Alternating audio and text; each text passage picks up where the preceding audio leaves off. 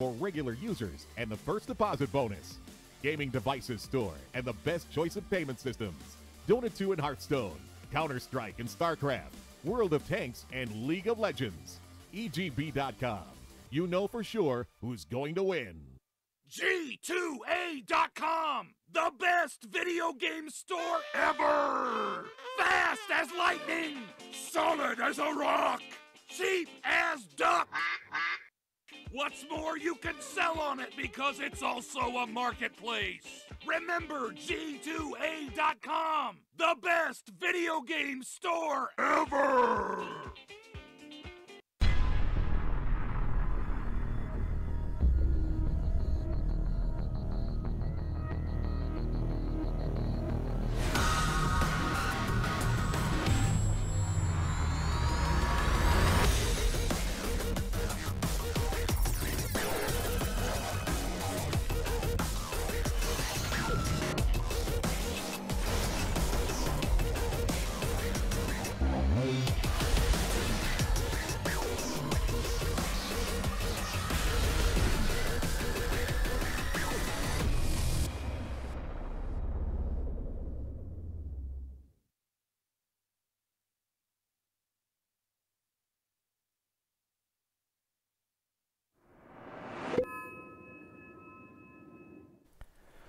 Welcome back, everybody. It's game number 2 now between Fnatic and MVP Phoenix. Fnatic do need a win here, as they haven't been doing the absolute greatest in this Southeast Asian group stage so far for DotaPit.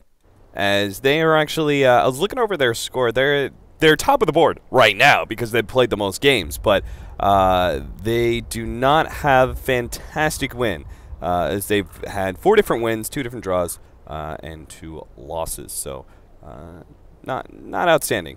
Okay, that's actually really confusing. What I should say is that they have 1, 2, 3, 4 wins in total and 2 losses, if you just want to count individual games. Either way, we're here now in game number 2, and Fnatic do need to pull out a win here against MVP Phoenix to force another draw. And welcome in Scant, who's going to be my co-caster once again. Scant, we have a Doom again, and it's going to be for Ohio. MVP Phoenix seemed pretty content with giving away the Doom and just counteracting it.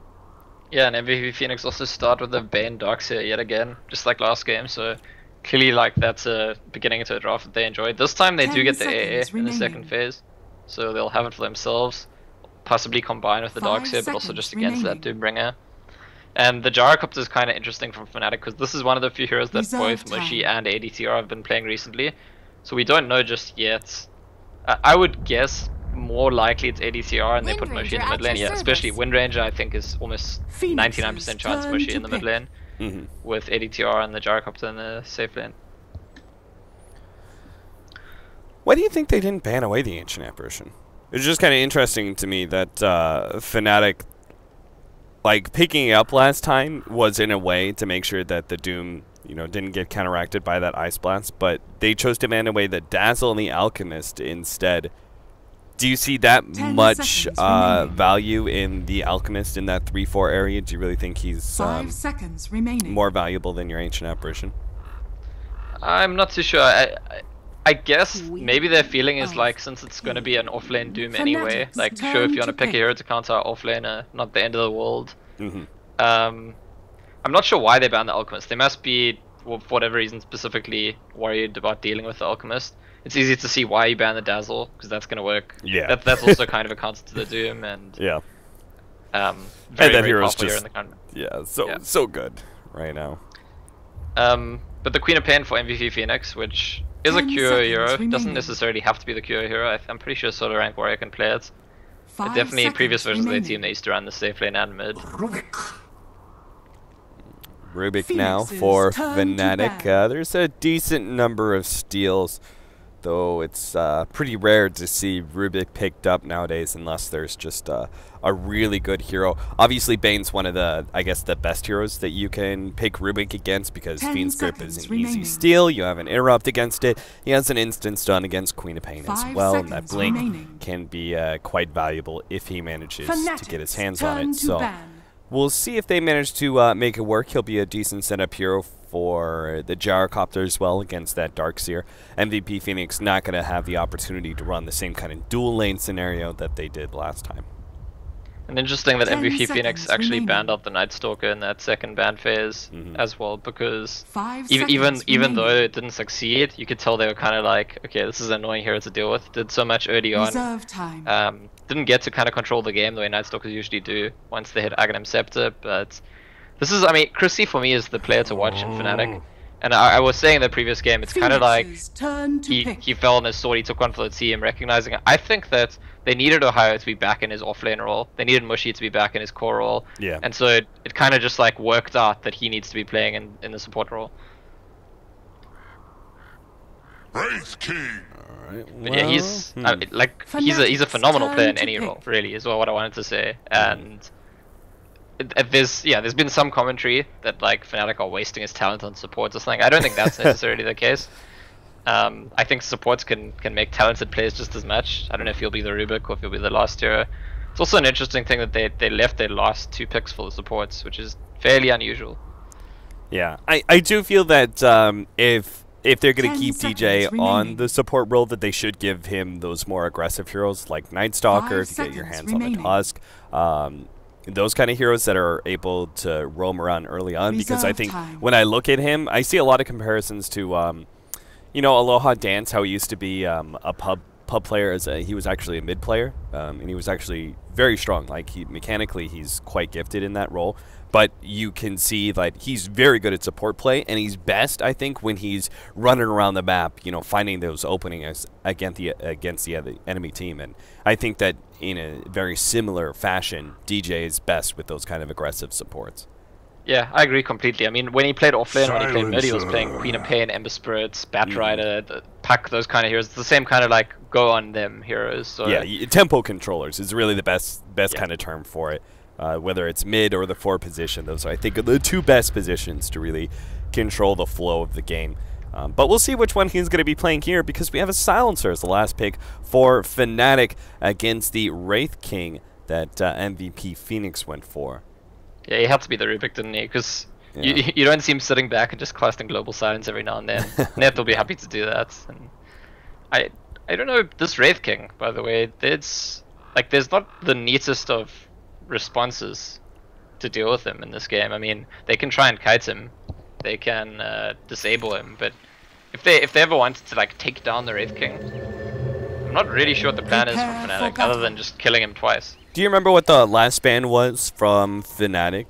Because Wraith King has been one of the heroes consistently picked up against Doom. It was Juggernaut. It was Juggernaut. I'm not convinced that Juggernaut is the better ban over Wraith King, specifically because you have a Doom. But yeah, I'm not too sure either. The Doom definitely didn't have the game he wanted to have in the previous game. Ohio's been playing this hero a lot recently, actually. Surprising that he's been getting it so much, but I think this is like his 4th or 5th time in the last week that he's got to play Doom. And I think the other Doom games have mostly been wins. You're going to see them start setting up here on the top rune. Ohio's actually claiming the hill here. Get a little bit of damage on Abdubu. Telekinesis not quite in range for DJ. Just gets an extra right click there. Or a couple more on for him. So the boundary runes are going to be split up between the 2 mids. This time around, there's going to be no steal on, well, this time it's going to be Mushi on the mid, but Fnatic's bounty rune. There was a time when Mushi was experimenting on Wind Ranger with the like 0 power shot build. I don't know if you remember that. Yeah, not a fan. Yeah. Not a fan. Like, not really hoping to see that one here. Yeah, that was not a good period of time for Mushi. I remember watching that, casting one of those games and just going like, what the hell is going on? And I would see these situations, oh, if you had a power shot there, or, you know, not even just kills. It was just like, power shot, but would be really great for farming right now. I'm not sure if Mushi is still going to hold to that or not. Dubu is going to be trying to harass Mushi a bit. Chrissy's going for the career snipe, but they know. Yeah, that shitty wizard's going to be sitting off on the side. Mushi is going to take a bit of damage. Hit by the Shadow Strike, slowed down. Ohio obviously going to be interrupting the camps. Looks like he's going to actually pull the wave. This is something Ohio's done a number of times going way, way back. He'll be able to get some guaranteed experience, I guess. Moshi answered our question right away with it. First point actually in power shot. I think it's am I correct in saying I think that Wind Ranger versus Pop, if it's just one-on-one, is a slightly favorable for Wind Ranger at lane? I think it is because you have a lot more kill power at level 5 and level 6 with Shackle Shot, especially because like the straight one-on-one, the Shatter Strike is usually what wins the matchup, but Wind Ranger, like most of the time when the Queen of Pain is aggressive in a 1v1 scenario with the Shatter Strike, Wind Ranger is just going to turn on the Wind Run and just right-click you down. Just stand and hit. So the trade-off is actually pretty good for Wind Ranger. I think the cooldown is slightly more. No, it's actually the exact same at level 1. 16, 15, almost the exact same. But yeah, in the safe lane, ADTR, Gyrocopter definitely going to be fine. I think that Solo Rank Warriors rating is also going to be fine. They're both going to be getting pretty easy farm. Yeah. Rotation around Ohio actually finds himself a Wolf Commander and is level 3 already. So between taking the big creeps and just straight up cutting the tower and pulling some creeps back to his tier 1, it's actually been a pretty good offlane for him so far. Compare that to the Darkseer, who's still level 1. Fnatic have been investing a lot of time from net to keep that Darkseer from getting his level 2. They don't actually have a disable combo to really kill the Darkseer, but they sure as hell can harass him out pretty easily. Oh, the courier! Oh no! Telekinesis just in time, and QO pulled back into the tower. The power shot to finish him off. Mushi gets the first blood QO. Oh, that's a QO play if I've ever seen one. Yeah, I wonder if that was like deliberate. Like, oh, QO's gonna see, he'll definitely blink. Because they were so ready for him. It was pretty quick telekinesis from Chrissy. Great response. Well, Kyo did buy his bottle just before he died, so at least he didn't lose any gold. Yeah. The bottle similarly will come out for Mushi now in the Flying Courier. Yeah, in the meantime, this support silencer, I don't know, I always wonder, like I don't think Wraith King is a hero that's that important to silence. I feel like you don't get that much value out of that. Obviously Queen of Pain, a good hero to silence. Darkseer, a good hero to silence. But when you're playing that support silencer, more often than not it ends up being just about the global. And my opinion at least is that global silence is, you know, if you're picking a silencer just for global silence, you need to be able to use it proactively.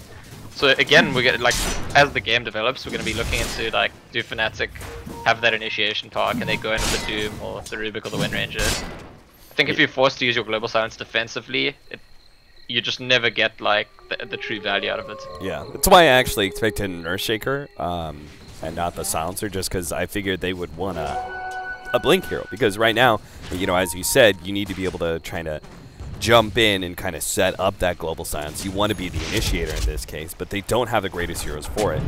The best is going to be Wind Ranger, but that's oftentimes a bit delayed if you're going to go for the Ag moves first. You know, Ag's Blink Dagger is the most common route.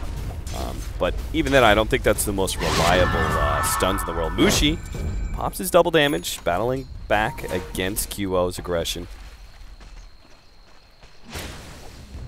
I wonder how it feels like laning against QO. I wonder if... I'd love to ask some mid players. Oh, Shackle, that's a beautiful setup. I'll be able to finish him off with the help of DJ's telekinesis. Yeah, exact opposite of what I was going to ask about actually, because Kyo is the one who goes down. But it's like, when you're laning against Kyo, you kind of know that if there's any kind of opportunity for him to be aggressive on you, he's definitely going to. And so you can't... I think there's some mid matchups where you kind of know that the enemy player is just like mostly playing a farming game and you can relax and get into a farming pattern yourself. But yeah, it's a dangerous thing to do against him. Yeah, QO is definitely not a guy that you can let down your defenses for too long. He's going to jump now onto Mushi, just get some extra damage there. They had the Ion Shell, maybe QO could have considered trying to body block him and run him down with just the Ion Shell tick, but Dubu, you got to be careful here. In fact, he's probably dead. Gets out the brain sap, might make his way towards Roshan. Ohio's just going to be able to run him down, though, with the extra Scorched Earth movement speed and the Orb of Venom. It should be a pretty easy kill. Needs another hit. Runs. Brain sap's almost up. Dubu can actually turn around. Scorched Earth fades at just the perfect time, and Ohio's forced to TP away. The Rubik does end up going down as QO makes his rotation across. So is this Darkseer being so active in the mid lane? Is this out of necessity for mid, or was he struggling to get value in top lane, you think? I'm surprised, again, just because of the fact that they don't have a kill combo, but it seems like Net has successfully completely harassed him out. And I guess a large part of that is that Glaives of Wisdom. You know, any support with an orb attack is going to be really valuable at just zoning the enemy offlaner because you don't tank the creep racket. So I think he's just suffered to get any farm. I also think the last word poses a bit of a dilemma for Darkseer, because if you walk up to him and last word him, usually Darkseer's like, okay, I'll put on Iron Shell and fight the support. But if you do that, then you can't surge and Gyrocopter comes in. So it maybe is like a somewhat tricky matchup for Darkseer. Now gets his level 4. ADTR though is level 6. Wow, the early rotation from the Wraith King actually, they want to reinforce this Darkseer's lane and get a kill on the Gyrocopter. I think this is a nice idea. It's very similar to the way Gyrocopter works. This should be a pretty free kill on the Gyro with the Ion Shell especially. Meanwhile, they actually did get the Queen of Pain in the middle lane. Looks like DJ dropped quite low. Mushi was a little bit low on HP as well, but they still managed to pick up QL. Oh, bottom lane. They're going to run down because they know the Wraith King is gone, of course. Febby is a very free kill for Ohio, especially now that he's level 6. It's a much better start for Ohio's Doom game than the previous game, and I think he's going to be a much more relevant force this time around.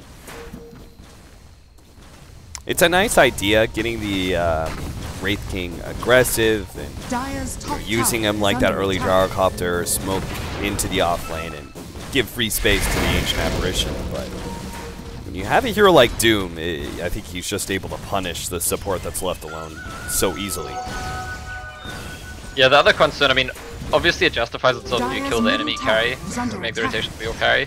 My concern is just, the way I was saying last game, if Anti-Mage leaves his lane, there's that risk of getting behind in farm. Wraith King, it's not really about farm, it's more XP. Like, you need to make sure you get your level 11 reasonably early on this hero. It's very, very important. Do you think he should go the Hand of Midas if he's going to be, you know, moving around the map so much in order to, because we've seen that from Wraith Kings before, in order to get that faster level 11 and keep the farm going while you're still playing aggressive, Hand of Midas has usually been a decent solution. Yeah, I like the idea, especially because he's got Darkseer to surge him around, so he doesn't need to blink that early. Well, bot lane, Febby's being dived again. They do have the TP in for the Darkseer, but that's not really going to change things. Febby's still going to go down forever. It's just going to try and get the turnaround kill on the net, but they do have ADTR. He's still going to be able to pick up the kill on the Silencer, but this is going to zone away the rest of the TPs, or not. Wraith King's going to be the first one in. He does have Reincarnation, so he doesn't care too much. Nightmare onto ADTR with QO coming in from the side. They've taken out Mushi and will get ADTR in due time.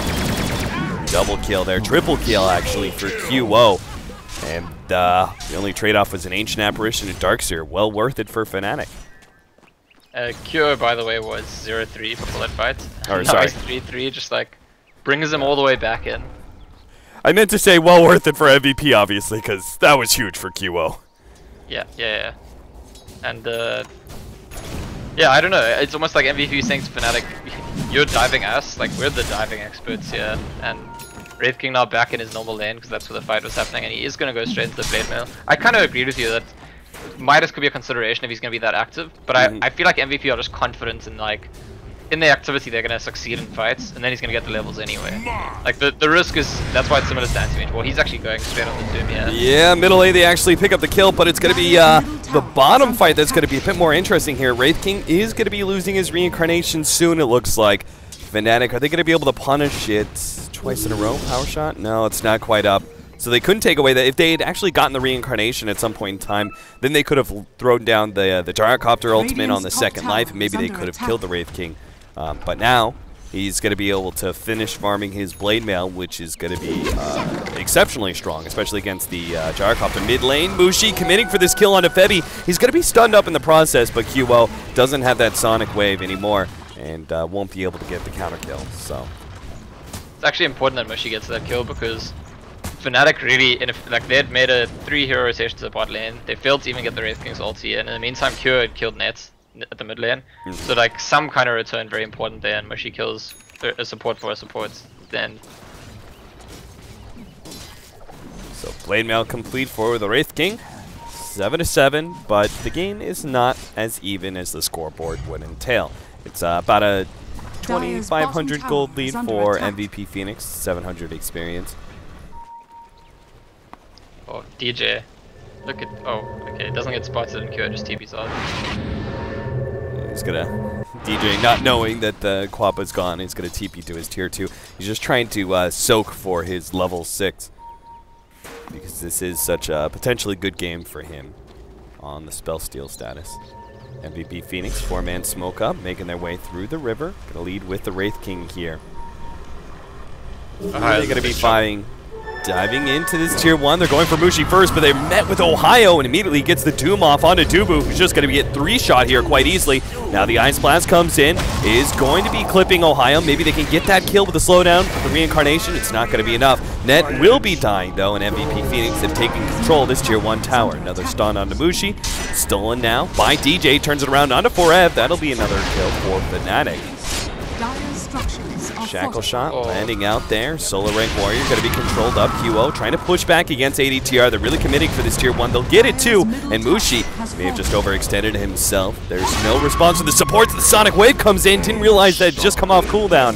That'll be double kill off the back of the Queen of Pain. 10-9 MVP Phoenix aggression. As you said, they felt pretty confident that would work out for them. And sure enough, they do win that first critical fight with the Wraith King in tow. Even after the fight started so poorly for them, because they tunnel visioned onto the Wind Ranger and 2 of them ran straight into the Doom. But second round they win, and here's round 3. It's honestly there. Yep, Dubu, he's not gonna let the Wraith King pick up that kill, take it for himself. Though Wraith King may actually die here. It's gonna be run down by DJ, gets off the blade mail, but there's still easily enough damage as the free steal of that Wraithfire Blast. Always going to be picked up by the Rubik. Nice job waking up Ohio. He'll be able to successfully run down the Bane as well. So the aftermath, a bit more favorable for Fnatic. But MVP Phoenix are pushing out some of these side lanes. This is the thing about the current patch, and I don't know if this is something else that we'll see changing in the next patch, because I actually think it's kind of nice that fighting's so emphasized, but we saw Fnatic actually doing really well in the lanes, but if you look at the net worth, the 3 cores from MVP are actually ahead of the 3 cores from Fnatic, because after the lanes, the first couple of fights have been more slanted towards MVP, and those just tend to matter a lot more at the moment. Yeah. Absolutely. Bottom lane, Fnatic, perhaps knowing that the fighting is what they're kind of missing out on. They're going to bring some extra numbers to this bottom lane, see if they can't get a quick pick off with the Doom. Is the Ice Blast being thrown to the mid lane? Wraith King doesn't have a Blink Dagger yet, so won't be able to capitalize on that one. It will be the drum again for Ohio's Doom. It's already started with in the previous game.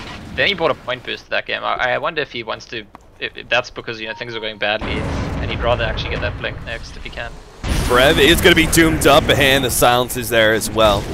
So, not only a kill, but a free bit of intel for Net, who's up to +8 now. Radiant structures are fortified. Oh, and they want to try to get rid they were looking for ADTR. Radiant's the bottom Ancients, tower has fallen. Pure Blink, but too late. They do have the Sonic Wave as well as the double damage ready to go on the Queen of Pain, but ADTR is going to patiently wait it out. He may lead with the call down here if his allies rotate, but it seems like Fnatic not going to TP in. A couple of them are going to run over, and Mushi's still going to keep that push out on bottom lane. Do you like this gyro build, this Helmet Dom? Because I feel like this puts them in a similar position to the anti-mage game to some extent. It's like a community farming. I worry that there's now pressure on ADCR to pick up a few more items before he can actually be in these fights in earnest. I'm not a fan. I think the build was definitely, I mean, treads or phase if you want to talk about the increase in stats or greater potential to kite around the Wraith King. It's neither here nor there for me, but I think definitely like Drum's Aquila Either one of those stat items or both would have been much better for the gyro in this game. And just go straight S and Y because it's very clear MVP Phoenix are going to run at you. I think you have to stat up in order to make sure that you just don't get run over these fights. Yeah, he's gone back for the killer now, but it's I agree. It seems like the fights are going to be decisive, and I just feel like if he had a drum instead of a Helm of Dom, he's a bit tankier. He's a bit more useful as well in terms of output for his team. I mean, obviously, he is making stacks with the creepy at the Ancients, and if he ends up getting the farm, the game ends up lasting that position. Then he'll have been right. Yeah. But it's a risk. You're playing against MVP Phoenix. They're not planning to let you sit and farm. Yeah. Dire's bottom tower Fortunately, is MVP under Phoenix attack. don't have a great team for stealing the stack, but they certainly can take enough control that you can never really Radiant's farm it top tower is yourself, under or maybe attack. they can farm it as a team or something, or maybe the game just simply ends before you're able to get the value. I think it takes I think you have to get 2 different stacks of Ancients, 2 different rounds of big stacks of the Ancient camp in order to really make that Helmet Dominator worth it. But, oh dear, they go for the stack, but it's the worst possible scenario. Oh, he takes so much of the Ancients too. Oh god, Fnatic. Helmet Dominator, worth, not worth it? Right now, it's definitely not worth it as MVP Phoenix MVP Phoenix managed to smoke up and win a huge fight against Fnatic at the perfect time. This clip ward by MVP Phoenix is basically the most popular Radiant ward at the moment, I think, especially at this stage in the game. So I'm not too sure Fnatic don't even check for it. Surely you got to check for that ward before you farm Ancients. I feel like that's a bare minimum rule. Yeah. If you check for that one, and then probably maybe this river ward as well. That's quite popular because it has vision of the Ancients as well. It just seemed like Fnatic. I really don't feel like whether we're talking about item builds, specific plays like that Ancient. It really feels like that they don't have a very coherent plan. It just feels like this game isn't very well thought out for them. Yeah, I think you're right, and I think it gets exposed precisely by MVP Phoenix. If they're playing against maybe a weaker team or less aggressive team, you don't actually notice that there's that lack of planning. But against a team that's going to punish your every mistake and just constantly go for that aggression, it gets very clearly pointed out as well. There's going to be at least a 2. Oh, this should be good. They have the global silence as well to make sure that Wraith King's not going to be able to get off an immediate stun and threaten ADTR's life. And eventually they will take him down. Reincarnation. Slow all 4 of them down. The rest of the team's coming in. Ice Blast over the top. And they will be able to get the kill onto Dubu, it looks like. That Ice Blast not very effective. ADTR. Oh, a big crit comes out from Solo Rank Warrior at the right time. He's still going to be slowed down by this silence. He tries to run down these heroes, but DJ responds with a nice stun. Solo Rank Warrior runs forward, actually gets a bit of damage from that Blade Mail onto DJ, which will ensure that Forev gets that kill, and can actually run down net as well. Good use of the illusion so far, but is he going to be able to catch up with the Surge? Doesn't look like it. Ohio trying to go for the body block here. Forev runs forward, but again, that last word, as you were talking about earlier, posed a lot of issues, and Forev is now going to get turned around on as Ohio finishes him off with the level death. So it's a win for Fnatic, but I don't know. I almost feel like it's still not a big enough win, right? Ice Blast didn't hit that many people. They killed Peanut Pain before she did anything. So, firstly, the fight's not always going to be that good, and secondly, it takes the global silence, the doom, everything. Then it needs to be maybe even better than that.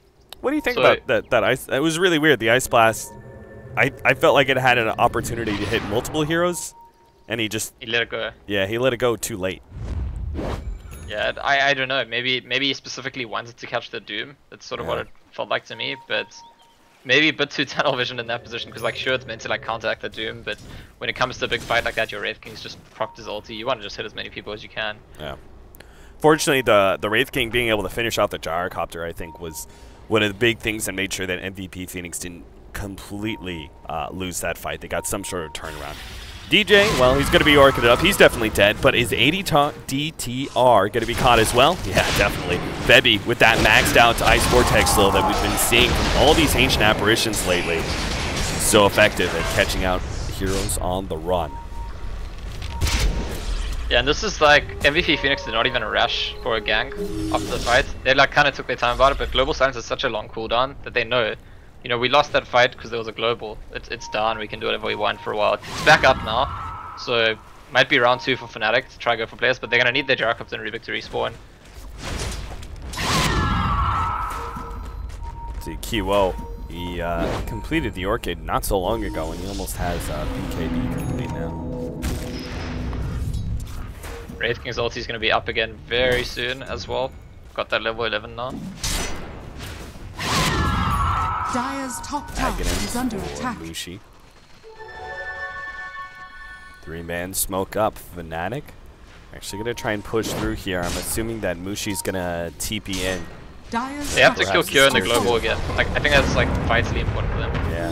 Leading with the telekinesis to go back in. Global silence is laid out, but Ohio has been silenced up as well. Due to the Orchid, he's unable to get the control onto QO, who's now just going to be able to beat down Net. This global silence. Oh, the vacuum sonic wave with the wall. Triple kill instantly for Forev as he just destroys Fnatic with that play. Yeah, it's just exactly that. Doom tried to go on Queen of Pain. Queen of Pain's like, oh, actually, I'll silence you first. And almost she did too. They still have Fiend's grip. Oh, MVP Phoenix.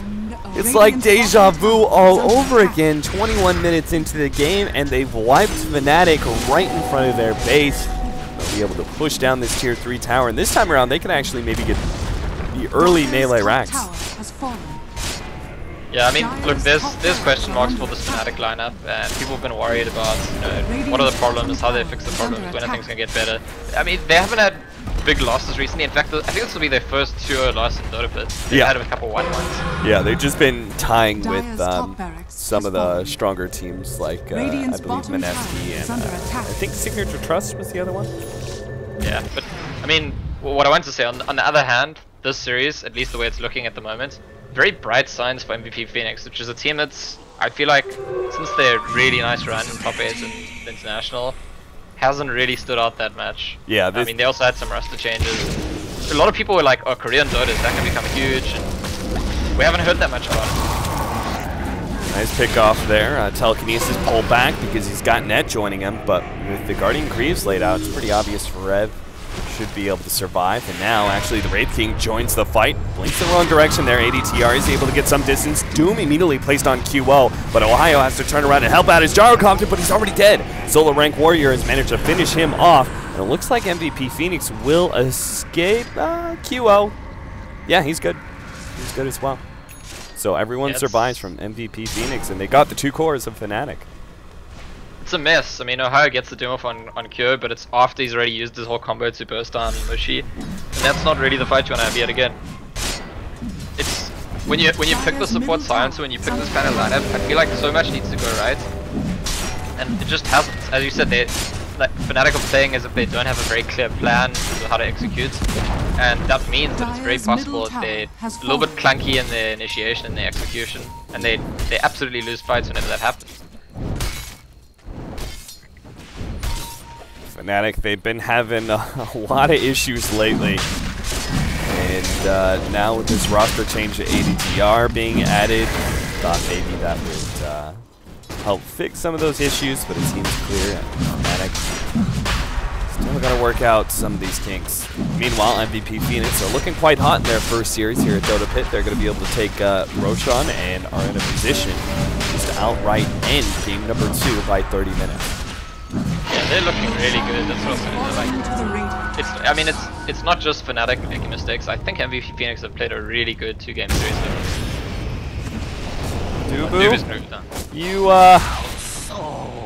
You got that ward up. At least that's something. But, yeah, but it now was, they know, should he? Yeah, it was this defensive ward that spotted out his rotation across, and they'll counter that ward pretty quickly here. So. Small little pickoff. This will delay MVP Phoenix's chance for aggression, but still, they have the Aegis 4.5 minutes left to be able to push down a laner Rex. In fact, the AC is coming in pretty quickly for QO at this point, and it looks like Wraith King. Is he going Abyssal and he just happened to go the Sacred Relic first because he has the gold, or do you think he's actually going back for Radiance build? It's the Radiance. I'm pretty sure it's the Radiance. There was like a. I think this is close to the Slash's way. Although he didn't go Blink, he just goes like Blade Mail, Radiance, Refresh, or yeah. But I've seen it quite a lot recently. The Blade Mail, Blink, Radiance. It's kind of like it's almost like a safety measure, just in case.